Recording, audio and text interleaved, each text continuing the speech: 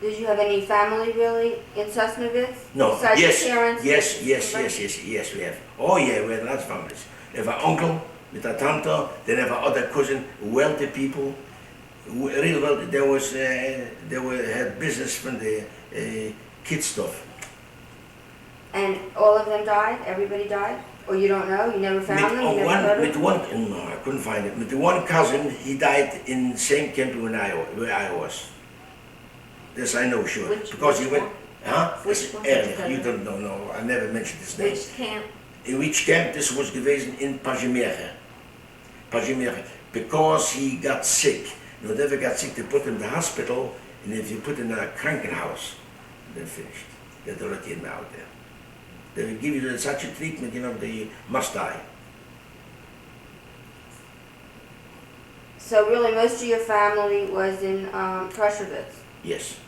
From my mother's side. From your mother's side? Right, absolutely. Okay. Now Moshe Rosenberg's father, Yidek's mother, Josef Rosenblum's mother, and my mother were brothers and sisters. Liza died, Liza Rosenberg, his father was a brother to my mother. And Arie Schentheil was a Zin von einem gestorben, der Vater ist gestorben. Arie Schentheil's father, he died. There were three brothers and one sister. Arie Schentheil, Shmuel Schentheil, Koppel Schentheil, and Esther, they had a sister. Esther just died about 7-8 years ago in Israel. Okay. Now was she ever in the United States? No. Very intelligent woman. Very intelligent woman. She had a Leinische Herz, but very intelligent. Oh. Anytime you came into the house, she was always reading and writing. Always. A brain. This lady was a brain. And doesn't she have a daughter or somebody who lives here? Who is it that Moshe Rosenberg goes to visit all the time? Koppel Schentheil. Mm-hmm. Koppel Schentheil. Schentheil's daughter.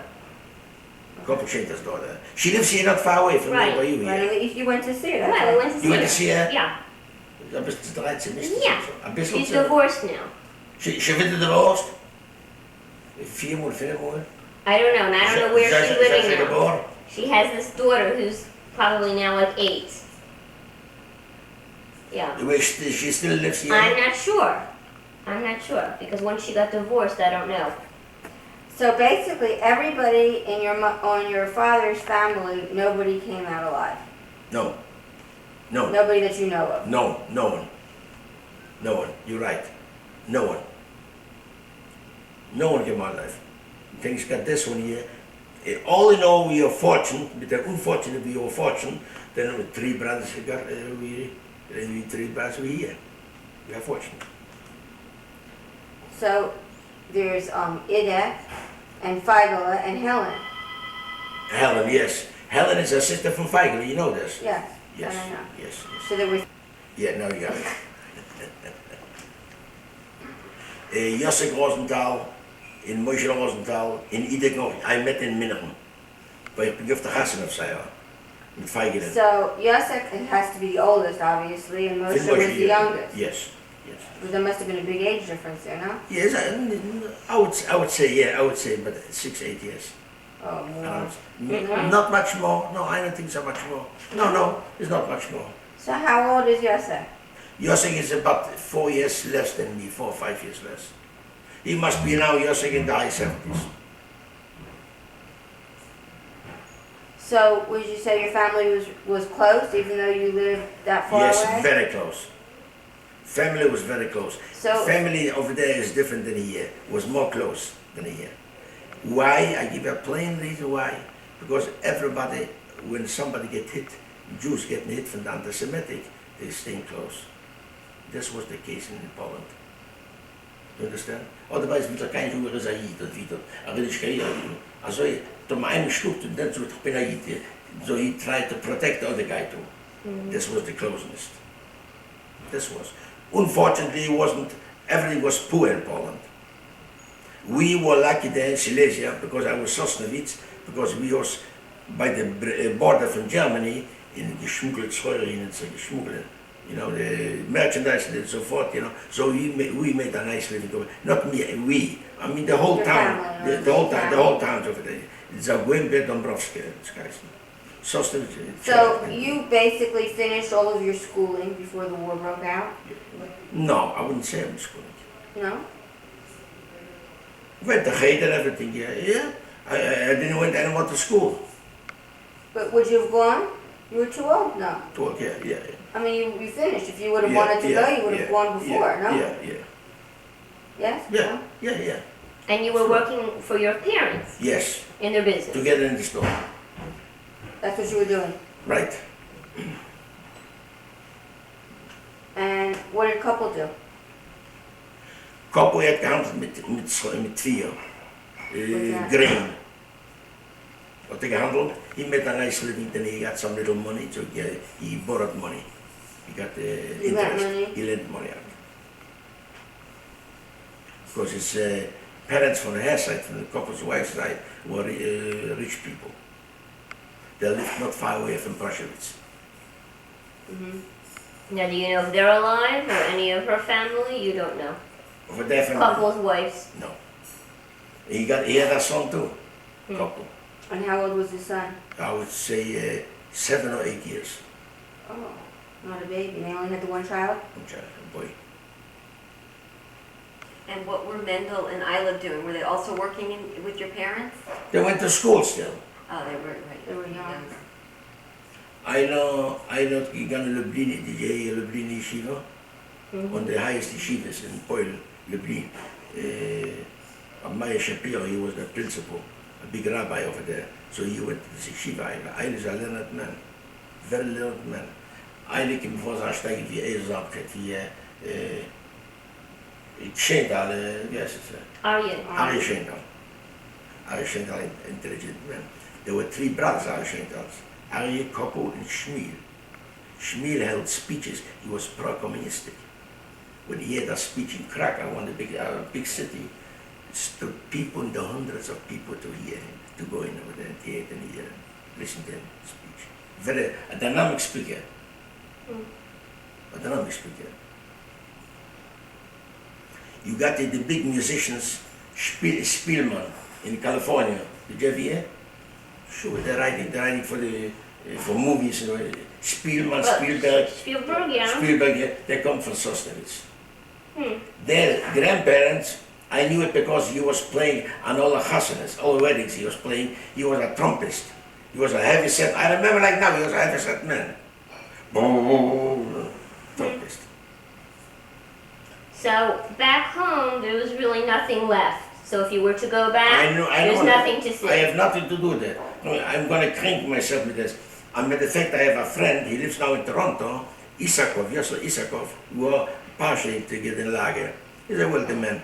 They got a big building not far away from us, and they went to Poland to take some money to see what he can do it. So the Poles want to kill him.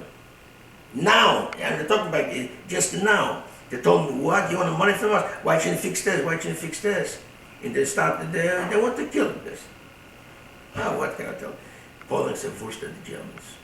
Worse than the Germans, the Polacks. It's unbelievable.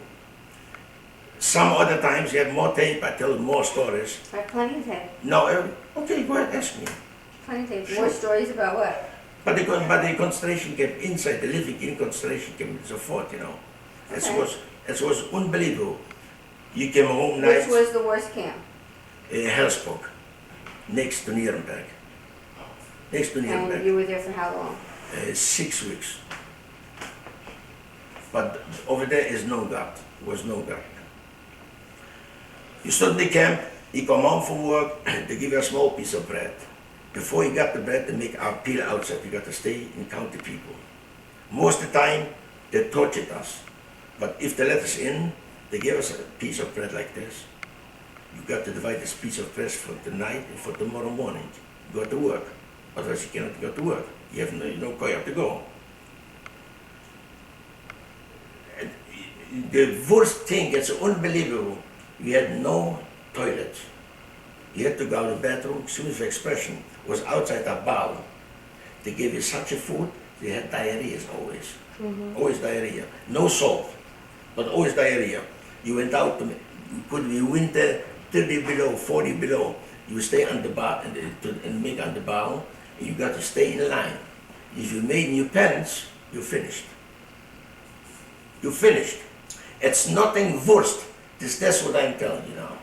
You have to go to the bathroom, you cannot get in, you got to stay in line. And you stay in line, you got to stay off the bow. You can imagine this? Next. And were the men and the women separate? Separate, yeah. It was a few women was in the kitchen, was working, but we had no connections or something. So you were there for 6 weeks, and where'd your toes get like they were? This I get in Gross Rosen. So earlier. Earlier. It was a winter in 1944, was it? Was a winter, was a air raid. From the air raid, we worked over there in the mountains to make shelters for them, which they want to make beton shelters, fortifications. We was working this. And they put us in a shelter in a high shrine, where they're keeping the food for the cows, for the animals. We stayed over there. In nights it was so cold, so frozen, we couldn't do anything. And that's where I got frozen both feet. Over there. Did you have shoes? Did they give you shoes or no? You didn't have any shoes? Whole shoes, The wooden wooden shoes. No socks. Wooden shoes. You had schmatters, ungiven schmatters. In the Biscayne, you had to go to work.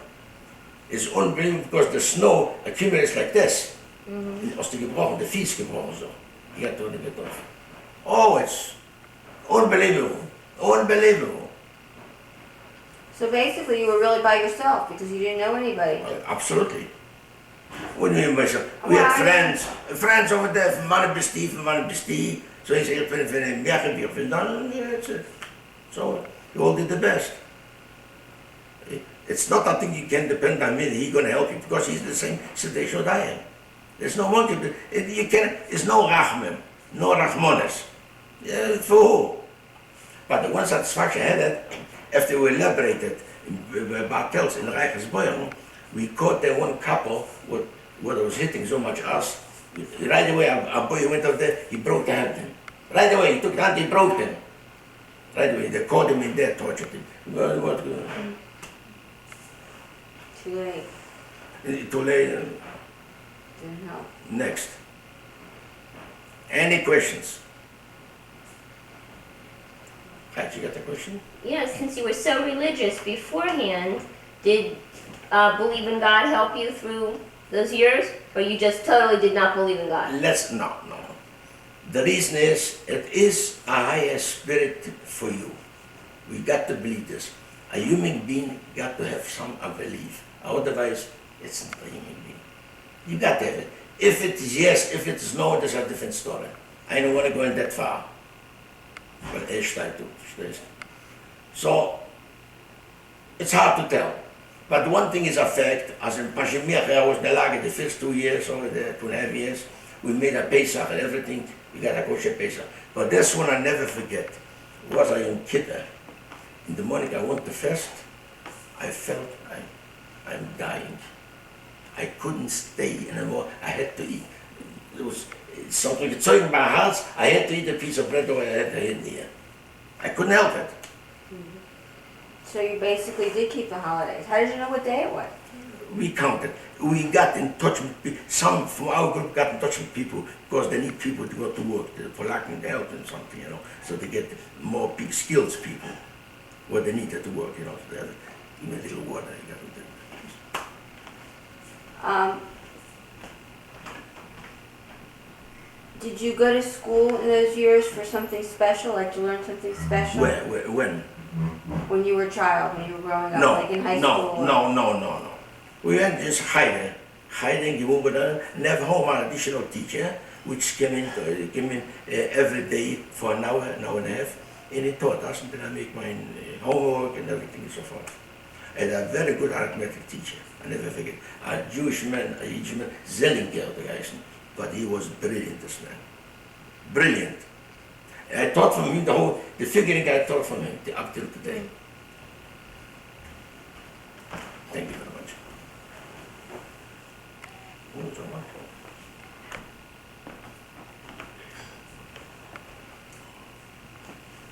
Got a t-shirt.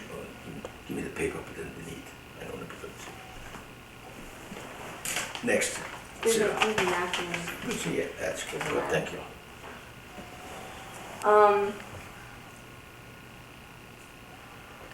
I have a question about the concentration camps. Like in Hebrew school, I was always taught that Auschwitz was the worst camp. Why are we taught that?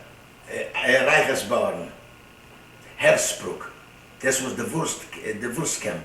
Of there was no God, no mercy, nothing.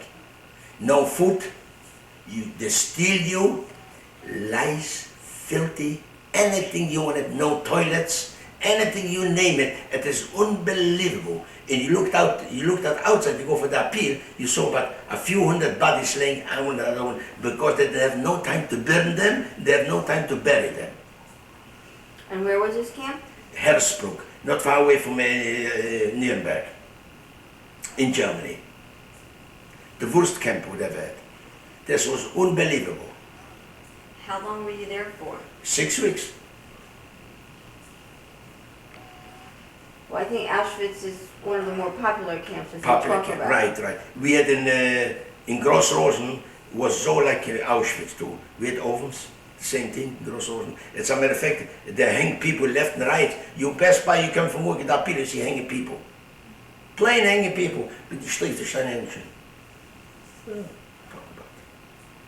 But they mention, what are you talking about? What are you talking about we went through? And say, my maloch and are we staying till now? What can I tell you? Do you have any other questions? Go ahead, that's a question. Any question, answer. They'll come as you keep talking. What? I said they'll come as you keep talking. No. Oh, yeah, I know. You're right. Oh, what's up this paper? But thanks God, it's no use to look for the past. We know we have a lot of problems, but thanks God, one thing is sure, you all went through concentration camp and came here to the United States or any place, no one went on welfare. You know why? Because we went through so much and we hard workers, we know what it is. That's what, it's true. Mm-hmm. No one. And we try to manage how much we can, and that's all. And it's no use to go back to Hubentanis or the pretentious, they did wrong, they was wrong, to the rabbi, to the other guy. What's going to help? You've got to go on your life, do your duty, and that's it. It's no use. The worst thing in life is to go back, to blame yourself. There's nothing worse than this. It's nothing worse. So you don't want to go back to Poland? Or you don't want to go back? No, Never the go. history or whatever it was, or something, I don't know. Because not going to help you, just aggravates inside. You got to look life forward. So chronologically, if you're going to sum it up, you started out in Sosnovitz. From Sosnovitz to Camp, Pajimere, okay. And how long were you in Pajim? 2.5 years. Okay. And then it went to Then I went to Gross-Rosen. for 6 weeks. It was in Anneberg and Gross-Rosen, was more, yeah. And then from Gross Rosen. Gross-Rosen, I went to Hersbruck. Okay. Then I went to Dachau. From here, how long were you in Hersbruck? In Hersbruck I was 6 weeks. 6 weeks. More, I don't remember exactly, I was more. But over there was full. And then I went to Dachau. Dachau wasn't too long. In Dachau they liberated, not they liberated, they took us out from Dachau because they're afraid the Russians come in the back, so we marched it. We marched to Tyrol. They want us to kill us in Tyrol. They have of their graves made special things to kill us there. Everything was planned, pre-planned. But we are lucky, we slept in the forest over there. In May the 2nd, as I never forget, I had a blanket around me. And over there, around 7 o'clock in the morning, snow was, not snow, rain with snow, wet snow was coming. The leaves and everything was down, and they came in over there, we are liberated. Now, who liberated you? Was it the Russians? American. the No, Americans? American, not the Russian, American and French. American and French. The tank, I remember, as soon as I saw the first tank, I went up there and started kissing the tank. Sure, yeah. And where did you go after you were at that time? Where did To you get ready Munich. after I went to Munich. I stood over there about a week, 10 days. But I see it's nicht for me, Caleb, it's not for me. So I went to Munich. I didn't went to any lager or something, but right away I rented me an apartment And I went on the market, the black market, to start my living. And that's where I started. You didn't go to any type of a DP camp? No, not one day I was in a DP camp. I didn't want to go. Never went to DP. Now, where'd you meet Grandma? Grandma met like this. Uncle Giel, you remember? Pardon me? Tante's husband. Tante's husband, you remember? He was the same, a landsman. He was from my hometown where I was there. He lived a little bit further out, or take a talking. So I was in Munich, and Uncle Giel know me. Hello, Jossel, was machst du? He asked me what I'm doing. One day he come up, I was living in Munich and Hohenzollernstraße. I was living over there. Yeah. And a nice room over there. He came up to me, Jossel said, "Here, I have a shidduch for you. I have a marriage, he wants marriage, you know." He wants to be a matchmaker. Yeah, matchmaker, that's right, a matchmaker. I told him, "Vertreib mich, leave me alone, don't give me the business. Vertreib mich, because I was handling, you know, I was selling butter a lot. And butter was a rare article, and I had a sources where I get a lot of butter. And I have a car, a big car with a chauffeur, so I was... How'd you get a car with a chauffeur? I got a chauffeur, had a car, and I paid him for each trip we got with me. Oh. So we made nice money. And not millionaire, but we made nice money, made a nice money this time. So make story short, one time he comes to me and says, "Jossel, I know you from a child, and I know you from home, I know who you are. You know, Gucci, I got my wife, she rest in peace, she got a nephew, a maiden, she's in Paris." I told you this, no? Anise. Anise, yeah, in Paris. And I wanted this mail to come here and also say, "If you don't like her, she's gonna go back." So Giel vertreib mich gekocht. Was before Erev Pesach. I gave him some material to make me a suit. This was before Pesach, I said before. He gave the material with the suit, mine, to bring it over to me, to Mommy. She brought up the suit to me, and then she went over, she was looking at whatever, she didn't know what to do. And she went back to Paris. Then later he came to me and he told me, so he brought her from Paris, she had a visa for 10 days to stay in Munich, in Germany. So he come up with her, he told me to come up to him to eat something. So I came up over there, then I went out with her, then I thought myself, so you're a guy, niche guy. It's a decision, you know what it is. First of all, I went held, looking werking naar zo'n situatie, dan lukt het maar. I went out with her and I was handling, I took her once out with handling, I have my car, I had Opel, I had it. Opel had a Wander, a very good car, I had it also there. So I took out one time, a second time, or third time, I had a lot of money, a valise with money, and I had to go someplace, and I was afraid to carry the money with me, the German marks, so I gave it Mommy, but she was good. I gave Mommy mich not treffen, she stood like a soldier, terrific. So then I said, "Jossel, prijst alleine rein." What I'm going to do. Means you're wandering all alone by yourself. What are you going to do? So that's when I got married. Time to Took us 2 or 3 days, no more, to decide on marriage. Can you imagine? Would you believe it? I believe anything. It's the truth. That's the truth. And then we started over in Germany. After this, I was with Mommy, who was handling. Then Mommy says, "It's no use like this." So I had a guy, Skorka, his name was, a Bulvan, like Esco. Same thing like Esco, a little bit shorter like Esco. He said, "Joe, Lieberman, come in zo, mach a store, we're going to open up a delicatessen store." So, okay. Was built out a big house over there. So we fixed up this house. The store, front store, was near the Lohenbräu beer corporation. But the station over there in Munich, I remember like nowadays, on the corner, we had a nice store. We brought coffee, it was very rare, very hard to get. We brought coffee, we made nice route. And I was registered to go to United States or to go to Australia. And I told Mommy, after we're married, whatever comes first, we are going. Doesn't matter, Australia or United States. Uncle Mendel went before me, you went How here. did he get a visa here? Why didn't you go to Australia? Because Let me tell you, I tell you right away. I get a visa because he went to the joint distribution. Uncle Randall got it? Yeah, I got also through the joint, I came here. I didn't pay for the trip.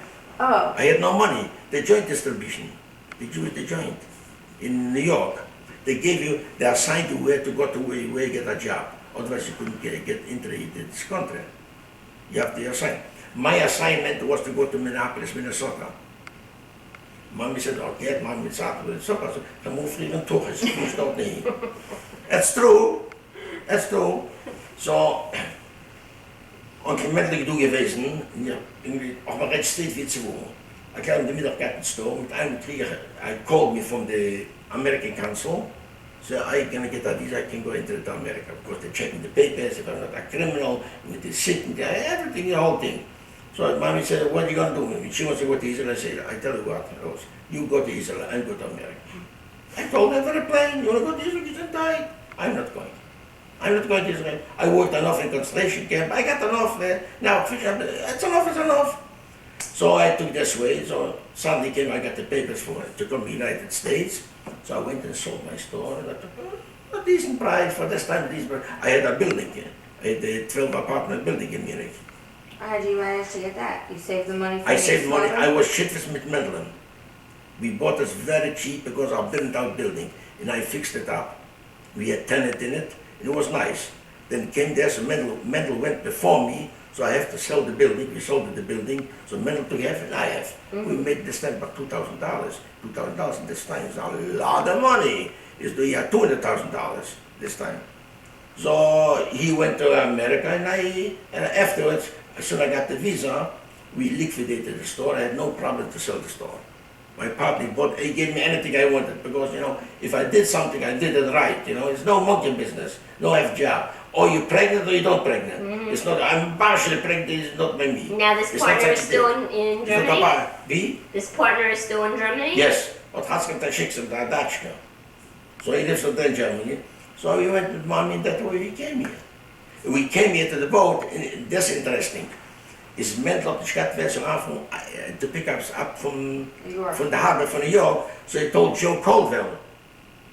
Joe Colville had a little truck at this time. So he came to New York and picked us up. Joe Colville. So how did you know who to go with? What? How did Joe Colville didn't know you? Mendel came with him. With him, sure. Mendel came with him. Huh? She was already born. I was She was born born in later. Germany. She was born in Germany. Like, She was 2 years old when she came to here last she day. was 2 years old, but 2 years old. was this before you had your apartment building or No, after. So you, Dan dat je kind doen ze met van ook in de shift met lang met de Josel die voesters kan Minneapolis. The toestand to start with. Next day right away I got a job by Kremis. Next day, one day I got free. but you came into New York, right? Yes. And then you were taken to I Trenton. stood over there a few days in New York. 2-3 days I think. Ellis Island. Yeah, Right. she's an Oscar from bed. That's the true story. She fell out from bed. she fell In the out? hotel, yeah. I'm not lying. It's like me. Huh? It's like me. Like, You fell out of bed too? I don't know. No. This Yeah, is you were nothing. in bed. I don't know if you remember once. I had the Plymouth. I remember. I remember.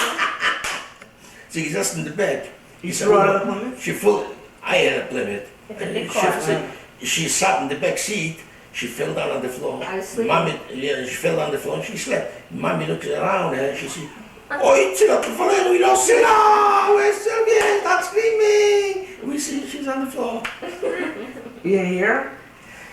I didn't hear. Listen, I dragged her when she fell down from the floor. It's a true story. I'm telling you monkey business.